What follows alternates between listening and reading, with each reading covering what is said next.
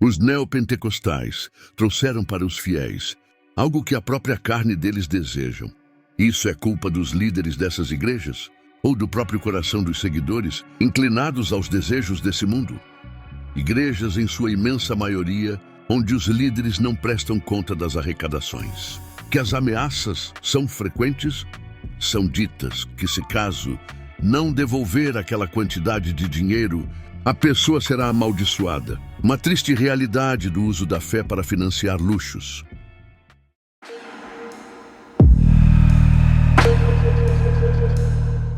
Os neopentecostais surgiram no Brasil a partir da criação da Igreja Universal do Reino de Deus, no ano de 1977, no Rio de Janeiro. Esse movimento foi criado pelo bispo Edir Macedo e seu cunhado R.R. Soares. Na época, os neopentecostais despontaram rompendo com o pentecostalismo clássico. O foco do neopentecostal é a teologia da prosperidade. Ele associa sua fé ao sucesso financeiro e pessoal. As igrejas neopentecostais declaradas no Brasil são elas: a Igreja Universal do Reino de Deus, a Igreja Mundial do Poder de Deus, a Igreja Cristã Maranata e a Igreja da Graça de Deus. Essas são algumas doutrinas que elas destacam para os seus seguidores. Teologia do domínio, que prega uma guerra espiritual entre Deus e o diabo. Teologia da prosperidade, que defende que a obtenção de lucro não é um problema moral.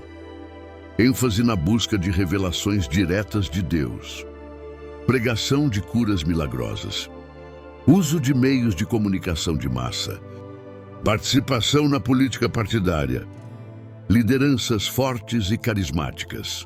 O neopentecostalismo também é um fenômeno social no Brasil, influenciado pelo sincretismo religioso e pela mistura de conceitos do cristianismo com filosofias populares. No entanto, o termo neopentecostalismo adquiriu uma conotação negativa, associado à intolerância religiosa, busca exagerada pela prosperidade financeira, conservadorismo, militância contra a garantia de direitos para minorias e favorecimento dos interesses de grandes corporações. Também carregam uma forte temática de guerra espiritual e têm um perfil mais jovem e de classe média. Vários grupos cristãos têm criticado o movimento neopentecostal por dar muita atenção às manifestações místicas, como a glossolalia, que seria o sinal espiritual mais importante para um crente, caindo por terra com gemidos e gritos durante os serviços, bem como seu anti-intelectualismo. A base da doutrina neopentecostal está fundamentada na teologia da confissão positiva, a qual é considerada herética pela ortodoxia cristã. Segundo críticos, a prática dessa doutrina ameaça pontos fundamentais da fé cristã protestante, como a soberania de Deus, a sola escritura, além de distorções à doutrina da graça, do ascetismo e à soteriologia cristã. O neopentecostalismo produziu uma vida intelectual e vocacionalmente superficial. A prova da fé tornou-se uma experiência emocional. E não surpreendente, as mulheres começaram a predominar nos círculos neopentecostais. A religião tornou-se um assunto de mulheres. O neopentecostalismo exaltou as pessoas medíocres e piedosas, que reduziam a fé a uma pura efusão de misticismo que abrange desde curas milagrosas, exorcismos, falar em línguas, profecias e revelações particulares, até a determinação positiva. Os fiéis são divididos em duas categorias, a dos santarrões e a dos pecaminosos. As pessoas medíocres evitam os pecados abertos, não porque amam e temem a Deus, mas porque são almas tímidas, que amam e temem as pessoas, e não ousam definirem-se como possuídas pelo demônio. Em suas mãos, a virtude deixou de estar associada com domínio e fortaleza e passou a estar associada com fraqueza e medo. Os reformadores eram homens do mundo. Lutero, um professor antes de tudo. Calvino, um advogado teólogo chamado para reformar Genebra pelo concílio da cidade. A reforma significa proclamar o poder salvador de Cristo e aplicar toda a palavra de Deus a cada área da vida. Qualquer coisa aquém disso não é o Evangelho. Os protestantes há muito têm criticado a ideia do monasticismo, mas sob a influência dessas duas visões milenaristas, pré-milenismo e amilenismo, tem tornado toda a igreja num retiro do mundo, com exceção apenas do celibato sacerdotal. Os homens são convocados a abandonar o mundo e procurar refúgio na igreja. Nada é dito sobre estabelecer o reinado e governo de Deus em cada área da vida, pensamento e ação. A questão da graça também é problemática no movimento. Conforme Ricardo Mariano, o preço a ser pago em troca do conforto espiritual e da certeza na salvação na comunidade dos eleitos é altíssimo. De acordo com Mariano, os crentes neopentecostais, de modo geral, frente à dificuldade de se conduzir na sociedade em conformidade com os novos deveres ascéticos e sectários, acabam criando para si verdadeiros monastérios e neles se fecham. A exemplo da igreja e da casa. O termo neopentecostalismo, ou a expressão terceira onda do pentecostalismo, designam a terceira onda do movimento pentecostal.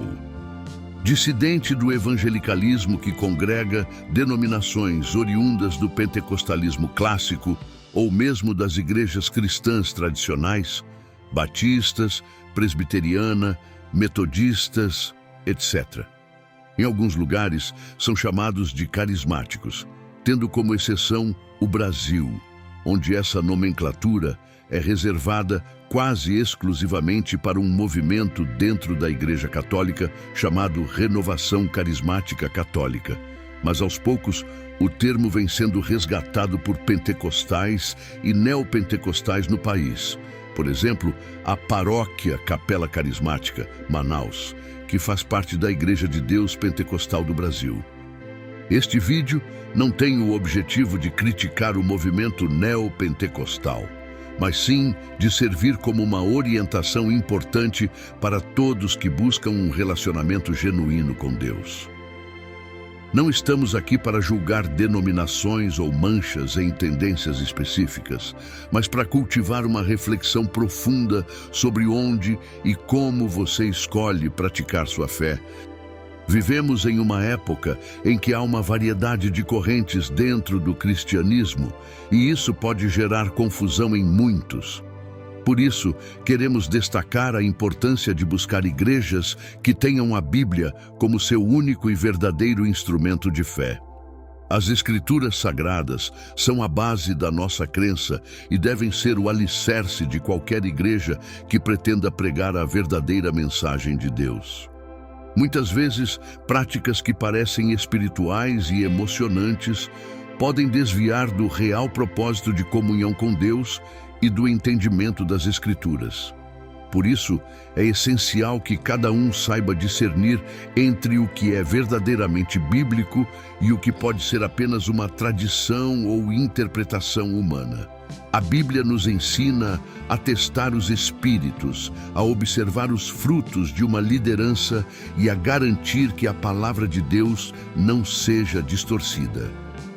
Este vídeo é um convite à reflexão, para que você analise com discernimento o que está sendo pregado e vivido na comunidade que você frequenta. A verdadeira palavra de Deus está nas Escrituras, e igrejas que se fundamentam nesse princípio estão mais alinhadas com os ensinamentos de Cristo. Portanto, mais do que seguir uma denominação, é fundamental que cada cristão busque viver sua fé à luz da Bíblia, que é a palavra viva de Deus.